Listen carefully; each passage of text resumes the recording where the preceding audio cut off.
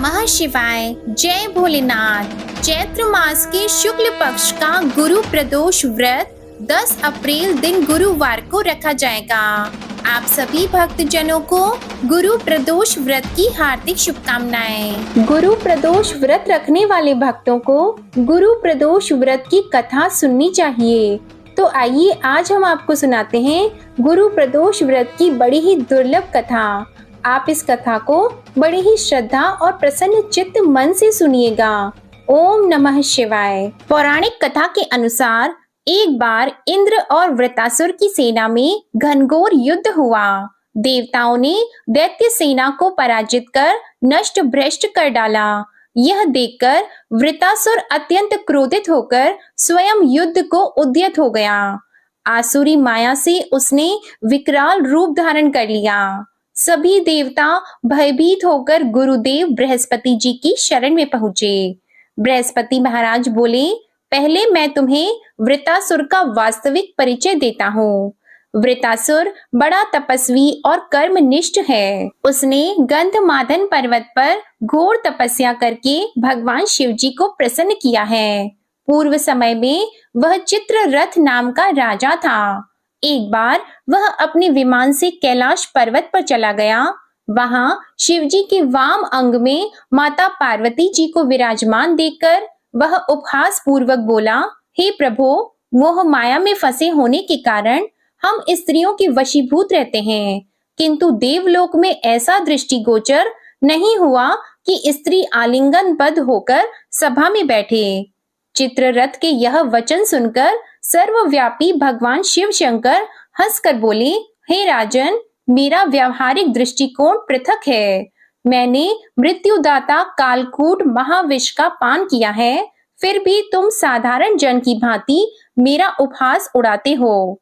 माता पार्वती जी बहुत क्रोधित होकर चित्ररथ से संबोधित हुई, अरे दुष्ट, तूने सर्वव्यापी महेश्वर के साथ ही मेरा भी उपहास उड़ाया है।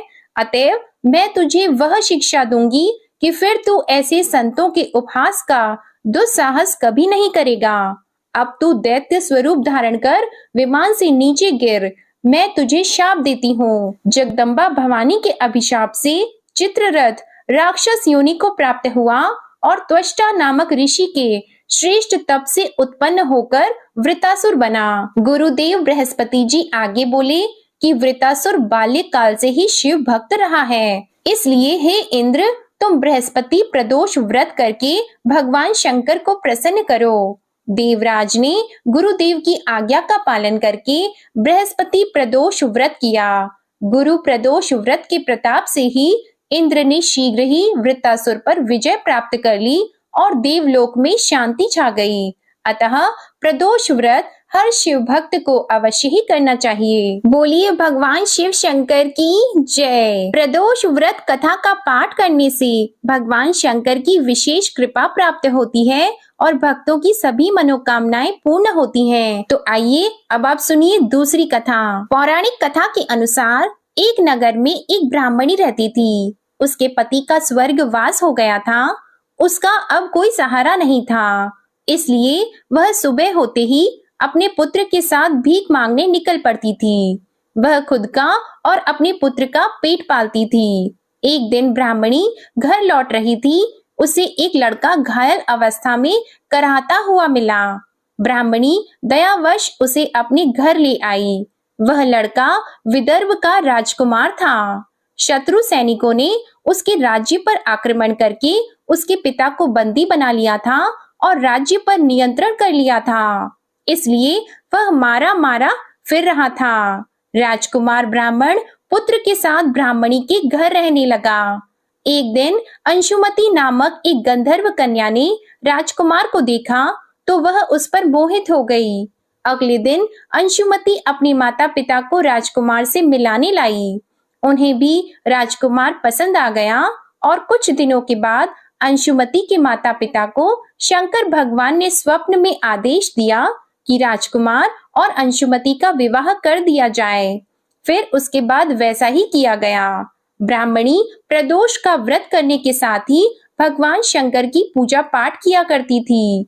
प्रदोष व्रत के प्रभाव और गंधर्व राज की सेना की सहायता से राजकुमार ने विदर्भ से शत्रुओं को खदेड़ दिया और पिता के साथ फिर से सुखपूर्वक रहने लगे। राजकुमार ने ब्राह्मण पुत्र को अपना प्रधानमंत्री बनाया। मान्यता है कि जैसे ब्राह्मणी के प्रदोष व्रत के प्रभाव से दिन बदल गए, वैसे ही भगवान शंकर अपने भक्तों के दिन फेर देते हैं। प्रेम से बोलिए माता पार्वती और भगवान शिव शंकर की जय। अब आप सुनिए भगवान शिव की कथा। बहुत समय पहले वाशकल नामक गांव में बिंदुक नाम का एक ब्राह्मण रहता था। वह अधर्मी, दुरात्मा और महापापी था। उसकी स्त्री बहुत सुंदर थी। उसका नाम चंचुला था। वह सदा उत्तम धर्म का पालन करती थी, परंतु बिंदुक वैश्यागामी था। इस तरह कुकर्म करते हुए बहुत समय व्यतीत हो गया। उसकी स्त्री काम से पीड़ित होने पर भी सधर्म नाश के भय से क्लेश सहकर भी काफी समय तक धर्म भ्रष्ट नहीं हुई, परंतु आगे चलकर वह भी अपने दुराचारी पति के आचरण से प्रभावित होकर दुराचारी और अपने धर्म से विमुख हो गई। इस तरह दुराचार में डूबे हुए उन पति पत्नी का बहुत सा समय व्यर्थ बीत गया। वैश्यागामी दूषित बुद्धि वाला वह दुष्ट ब्राह्मण बिंदुक समय अनुसार मृत्यु को प्राप्त होकर नरक में चला गया। बहुत समय तक नरक के दुखों को भोगकर वह मूढ़ बुद्धि पापी विंध्य पर्वत पर भयंकर पिशाच हुआ। इधर उस दुराचारी बिंदुक के मर जाने पर वह चंचुला नामक स्त्री बहुत समय तक पुत्रों के साथ अपने घर में रहती रही। पति की मृत्यु के बाद वह भी अपने धर्म से गिरकर पर पुरुषों का संग करने लगी थी। सती विपत्ति में भी अपने धर्म का पालन करना नहीं छोड़ती। यही तो तप है। कठिन तो होता है, लेकिन इसका फल मीठा होता है। एक दिन दैव योग से किसी पुण्य पर्व के आने पर वह अपने भाई बंधुओं के साथ गोकर्ण क्षेत्र में गई। उसने तीर्थ के जल में स्नान किया और बंदी जनों के साथ यहाँ वहाँ घूमने लगी। वह एक देव मंदिर में गई। वहां उसने एक ब्राह्मण के मुख से भगवान शिव की परम पवित्र एवं मंगलकारी कथा सुनी। ब्राह्मण कह रहे थे कि जो स्त्रियां व्यभिचार करती हैं, वे मरने के बाद जब यमलोक जाती हैं, तब यमराज के दूत उन्हें तरह तरह से यंत्रणा देते हैं कि वे उसके कामांगों को तप्त लौह के डंडों से दागते हैं। तप्त लौह के डंडों से उसका संसर्ग कराते हैं। ये सारे दंड इतनी वेदना देने वाले होते हैं कि जीव पुकार पुकार कर कहता है कि अब वह ऐसा नहीं करेगा, लेकिन यमदूत उसे छोड़ते नहीं हैं। कर्मों का फल तो सभी को भोगना पड़ता है। देव, ऋषि, मनुष्य सभी इससे बंधे हुए हैं। ब्राह्मण के मुख से ये वैराग्य बढ़ाने वाली कथा को सुनकर चंचुला भय से व्याकुल हो गई। कथा समाप्त होने पर सभी लोग वहां से चले गए। तब कथा बांचने वाले ब्राह्मण देवता से चंचुला ने कहा, हे ब्राह्मण, धर्म को न जानने के कारण मेरे द्वारा बहुत बड़ा दुराचार हुआ है। स्वामी, मेरे ऊपर कृपा कर मेरा उद्धार कीजिए। आपके प्रवचन को सुनकर मुझे इस संसार से वैराग्य हो गया है। मुझ मूढ़ चित्त वाली पापिनी को धिक्कार है। मैं निंदा के योग्य हूँ। मैं बुरे विषयों में फंसकर अपने धर्म से विमुख हो गई थी। कौन मुझ जैसी को मार्ग में मन लगाने वाली पापिनी का साथ देगा? जब यमदूत मेरे गले में फंदा डालकर मुझे बांध कर ले जाएंगे और नरक में मेरे शरीर के टुकड़े करेंगे, तब मैं कैसे उन महायातनाओं को सहन कर पाऊंगी? मैं सब प्रकार से नष्ट हो गई हूँ, क्योंकि अभी तक मैं हर तरह से पाप में डूबी रही हूँ। हे ब्राह्मण, आप मेरे गुरु हैं, आप ही मेरे माता पिता हैं। मैं आपके शरण में आई हूँ। मुझ अबला का अब आप उद्धार कीजिए। इस प्रकार विलाप करती हुई चंचुला ब्राह्मण देवता के चरणों में गिर पड़ी। तब ब्राह्मण ने उसे कृपा पूर्वक उठाया और इस प्रकार कहा, नारी, तुम सौभाग्यशाली हो, जो भगवान शंकर की कृपा से तुमने वैराग्यपूर्ण ये कथा सुनी है और कथा को सुनकर समय से अपनी गलती का एहसास कर लिया है। तुम डरो मत और भगवान शिव की शरण में जाओ। उनकी परम कृपा से तुम्हारे सभी पाप नष्ट हो जाएंगे। मैं तुम्हें भगवान शिव की कथा सहित वह मार्ग बताऊंगा जिसके द्वारा तुम्हें सुख देने वाली उत्तम गति प्राप्त होगी। शिव कथा सुनने से तुम्हारी बुद्धि शुद्ध हो गई है और तुम्हें पश्चाताप हुआ है तथा मन में वैराग्य उत्पन्न हुआ है। पश्चाताप ही पाप करने वाले पापियों के लिए सबसे बड़ा प्रायश्चित है। जो मनुष्य अपने कुकर्म के लिए प्रायश्चित नहीं करता वह उत्तम गति प्राप्त नहीं करता, परंतु जिसे अपने कुकृत्य पर हार्दिक पश्चाताप होता है वह अवश्य ही उत्तम गति का भागीदार होता है। इसमें कोई शक नहीं है। शुद्ध चित्त में ही भगवान शिव और माता पार्वती का वास होता है। वह शुद्ध आत्मा पुरुष सदा शिव के पद को प्राप्त होता है। इस कथा का श्रवण सभी मनुष्यों के लिए कल्याणकारी है, अतः इसकी आराधना और सेवा करनी चाहिए। हे ब्राह्मण पत्नी, तुम अन्य विषयों से अपने मन को हटाकर भगवान शंकर की इस परम पावन कथा को सुनो। इससे तुम्हारे चित्त की शुद्धि होगी और तुम्हें मोक्ष की प्राप्ति होगी। जो मनुष्य निर्मल हृदय से भगवान शिव के चरणों का चिंतन करता है उसकी एक ही जन्म में मुक्ति हो जाती है। यह कहकर वे ब्राह्मण चुप हो गए। उनका हृदय करुणा से भर गया।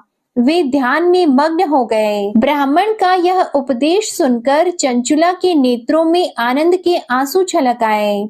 वह हर्ष भरे हृदय से ब्राह्मण देवता के चरणों में गिर गई और हाथ जोड़कर बोली कि मैं कृतार्थ हो गई। हे ब्राह्मण, शिव भक्तों में श्रेष्ठ स्वामिन, आप धन्य हैं। आप परमार्थदर्शी हैं और सदा परोपकार में लगे रहते हैं। साधो, मैं नरक के समुद्र में गिर रही हूँ। कृपा करके मेरा उद्धार कीजिए। जिस पौराणिक और अमृत के समान कथा की बात आपने की है उसे सुनकर ही मेरे मन में वैराग्य उत्पन्न हुआ। उस अमृतमयी कथा को सुनने के लिए मेरे मन में बड़ी श्रद्धा हो रही है। कृपया आप मुझे उसे सुनाइए। कथा सुनने की इच्छा मन में लिए हुए चंचुला उन ब्राह्मण देवता की सेवा में वहीं रहने लगी। उस गोकर्ण नामक महाक्षेत्र में उन ब्राह्मण देवता के मुख से चंचुला भगवान शिव की भक्ति, ज्ञान और वैराग्य बढ़ाने वाले और मुक्ति देने वाली परम उत्तम कथा सुनकर कृतार्थ हुई। उसका चित्त शुद्ध हो गया। वह अपने हृदय में शिव के सगुण रूप का चिंतन करने लगी। वह सदैव शिव सच्चिदानंदमय स्वरूप का स्मरण करती थी। इसके बाद अपना समय पूर्ण होने पर चंचुला ने बिना किसी कष्ट के अपना शरीर त्याग दिया।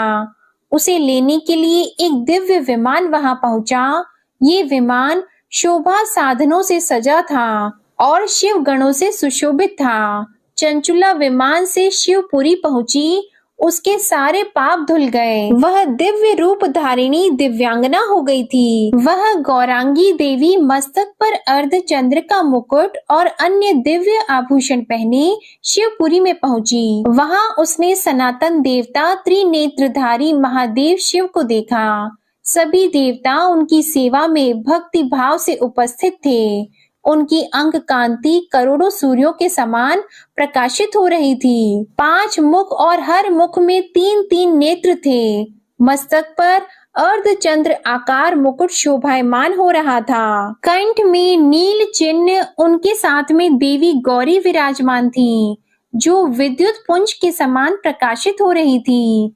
महादेव जी की कांति कपूर के समान गौर थी। उनके शरीर पर श्वेत वस्त्र थे तथा शरीर श्वेत भस्म से युक्त था। इस प्रकार भगवान शिव के परम उज्जवल रूप के दर्शन कर चंचुला बहुत प्रसन्न हुई। उसने भगवान को बारंबार प्रणाम किया और हाथ जोड़कर प्रेम, आनंद और संतोष से युक्त होकर विनीत भाव से खड़ी हो गई। उसके नेत्रों से आनंद के आंसुओं की धारा बहने लगी। भगवान शंकर और भगवती गौरी उमा ने करुणा के साथ सौम्य दृष्टि से देखकर चंचुला को अपने पास बुलाया। गौरी उमा ने उसे प्रेम पूर्वक अपनी सखी बना लिया। चंचुला सुखपूर्वक भगवान शिव के धाम में उमा देवी की सखी के रूप में निवास करने लगी। एक दिन चंचुला आनंद में मग्न उमा देवी के पास गई और दोनों हाथ जोड़कर उनकी इस स्तुति को करने लगी। हे गिरिराज नंदिनी, स्कंद माता उमा, आप सभी मनुष्यों एवं देवताओं द्वारा पूजित तथा समस्त सुखों को देने वाली हैं। आप शंभु प्रिया हैं, आप ही सगुणा और निर्गुणा हैं। हे सच्चिदानंद स्वरूपा, आप ही प्रकृति की पोषक हैं। हे माता, आप ही संसार की सृष्टि पालन और संहार करने वाली हैं। इस प्रकार सद्गति प्राप्त चंचुला देवी की स्तुति कर शांत हो गई। उसकी आंखों में प्रेम के आंसू उमड़ आए। तब शंकर प्रिया भक्त वत्सला उमा देवी ने बड़े प्रेम से चंचुला को चुप कराते हुए कहा कि सखी चंचुला, मैं तुम्हारी इस स्तुति से प्रसन्न हूँ। बोलो, क्या वर मांगती हो? तब चंचुला बोली, हे गिरिराज कुमारी, मेरे पति बिंदुक इस समय कहाँ हैं? उनकी स्थिति कैसी है, मुझे बताइए और कुछ उपाय कीजिए ताकि हम फिर से मिल सकें। हे महादेवी, मेरे पति एक शूद्र जाति वैश्या के प्रति आसक्त थे और पाप में ही डूबे रहते थे। गिरिजा बोली, बेटी, तुम्हारा पति बिंदुक पापी था, उसका अंत बड़ा भयानक हुआ।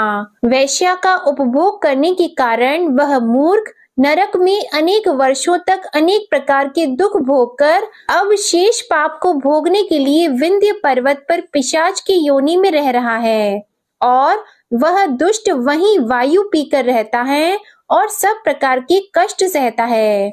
गौरी देवी की ये बात सुनकर चंचुला अत्यंत दुखी हो गई। फिर मन को किसी तरह स्थिर करती हुई दुखी हृदय से माँ गौरी से उसने एक बार फिर पूछा, हे महादेवी, मुझ पर कृपा कीजिए और मेरे पापी पति का अब उद्धार कीजिए। कृपा करके मुझे वह उपाय बताइए जिससे मेरे पति को उत्तम गति प्राप्त हो सके। गौरी देवी ने कहा, यदि तुम्हारा पति भगवान शिव की पुण्यमय उत्तम कथा सुने तो वह इस दुर्गति को पार करके उत्तम गति का भागी हो सकता है।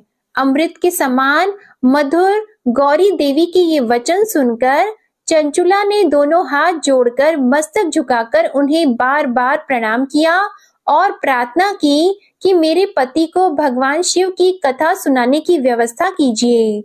ब्राह्मण पत्नी चंचुला के बार बार प्रार्थना करने पर शिव प्रिया गौरी देवी ने भगवान शिव की महिमा का गान करने वाले गंधर्व राज तुमरु को बुलाकर कहा, तुमरु, तुम्हारी भगवान शिव में प्रीति है। तुम मेरे मन की सभी बातें जानकर मेरे कार्यों को सिद्ध करते हो, तो मेरी इस सखी के साथ विंध्य पर्वत पर जाओ। वहां एक महाघोर और भयंकर पिशाच रहता है। पूर्व जन्म में वह पिशाच बिंदुक नामक ब्राह्मण मेरी इस सखी चंचुला का पति था। वह वैश्यागामी हो गया था। वह स्नान संध्या आदि नित्य कर्म छोड़कर अपवित्र रहने लगा। क्रोध के कारण उसकी बुद्धि भ्रष्ट हो गई थी। दुर्जनों से उसकी मित्रता तथा सज्जनों से द्वेष बढ़ गया था। वह अस्त्र शस्त्र से हिंसा करता, लोगों को सताता और उनके घरों में आग लगा देता था। चांडालों से दोस्ती करता और वह रोज वैश्या के पास जाता था। पत्नी को त्याग कर दुष्ट लोगों से दोस्ती कर उन्हीं के संपर्क में रहता था। वह मृत्यु तक दुराचार में फंसा रहा। मृत्यु के बाद उसे पापियों के भोग स्थान यमपुरी में ले गए। वहां घोर नरकों को सहकर इस समय वह विंध्य पर्वत पर पिशाच बनकर रह रहा है और पापों का फल भोग रहा है। तुम उसके सामने परम पुण्यमयी पापों का नाश करने वाली भगवान शिव की दिव्य कथा का प्रवचन करो। इस कथा के सुनने से उसका हृदय सभी पापों से मुक्त होकर शुद्ध हो जाएगा और वह प्रेत योनि से मुक्त हो जाएगा। दुर्गति मुक्त होने पर उस बिंदुक नामक पिशाच को तुम विमान पर बिठाकर भगवान शिव के पास ले आना।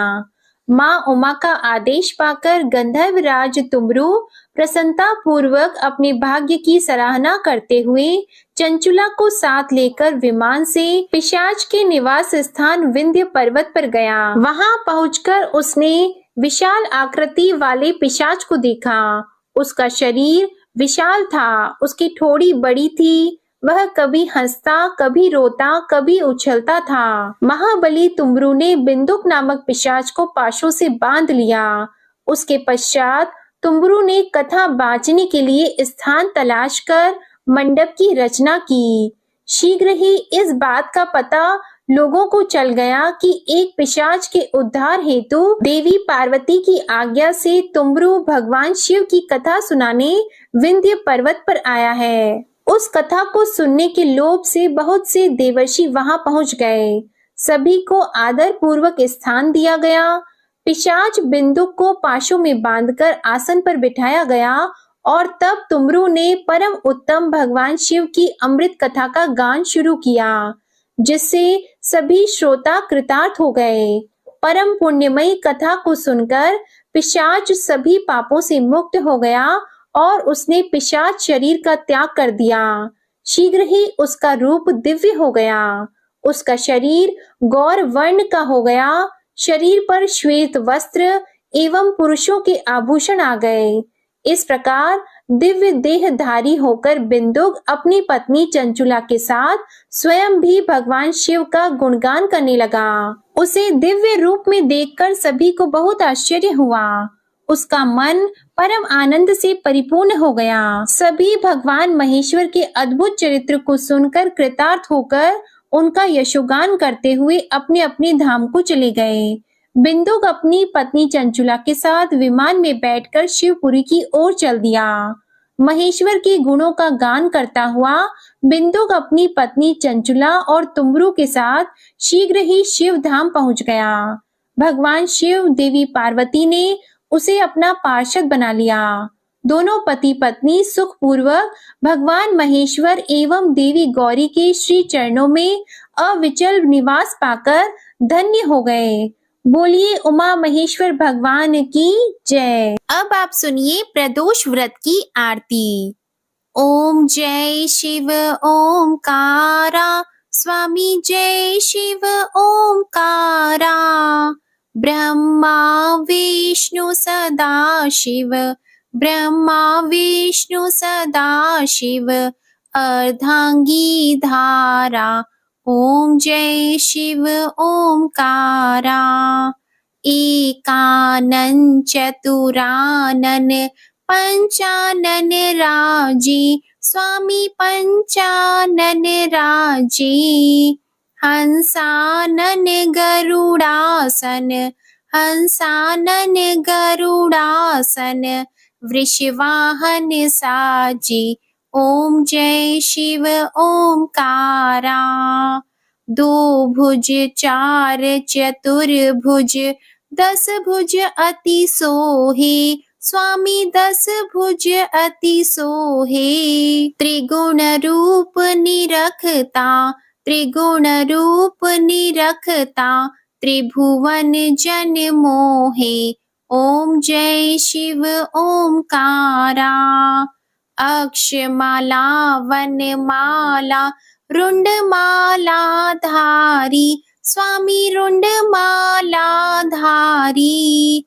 चंदन मृग मद सोहे, चंदन मृग मद सोहे। भाले शशिधारा, ओम जय शिव ओमकारा। श्वेतांबर पीतांबर बाघंबर अंगी, स्वामी बाघंबर अंगी। सनकादिक गरुणादिक, सनकादिक गरुणादिक। भूतादिक संगी, ओम जय शिव ओमकारा। कर के मध्य कमंडल, चक्र त्रिशूल धारी, स्वामी चक्र त्रिशूल धारी। सुखकारी दुखहारी, सुखकारी दुखहारी। जग पालनकारी। ओम जय शिव ओमकारा। ब्रह्मा विष्णु सदा शिव जानत अविवेका। स्वामी जानत अविवेका। प्रणवाक्षर में शोभित, प्रणवाक्षर में शोभित, ये तीनों एका। ओम जय शिव ओमकारा। त्रिगुण स्वामी जी की आरती जो कोई नर गावे। स्वामी जो कोई नर गावे। कहत शिवानंद स्वामी रटत भोलानंद स्वामी। सुख संपत्ति पावे। ओम जय शिव ओमकारा। ओम जय शिव ओमकारा। स्वामी जय शिव ओमकारा। ब्रह्मा विष्णु सदा शिव अर्धांगी धारा। ओम जय शिव ओमकारा। ओम जय शिव ओमकारा। ओम जय शिव ओमकारा। प्रेम से बोलिए भोलेनाथ जी की जय। आपको ये कथा पसंद आई हो तो वीडियो को लाइक कीजिएगा और कमेंट में भोलेनाथ जी और माता पार्वती जी की जय जरूर लिखिएगा। इसी के साथ आप हमारे चैनल पर सोमवार की व्रत कथा और अन्य वारों की व्रत कथाएं भी जरूर सुनिएगा। और आने वाली वीडियोस में चैत्र पूर्णिमा की कथा, श्री सत्यनारायण भगवान की कथा और वैशाख मास महात्म्य की कथाएं भी आप हमारे चैनल पर जरूर सुनिएगा। इसके लिए चैनल को सब्सक्राइब करके बेल आइकन जरूर प्रेस कीजिएगा। जय भोलेनाथ।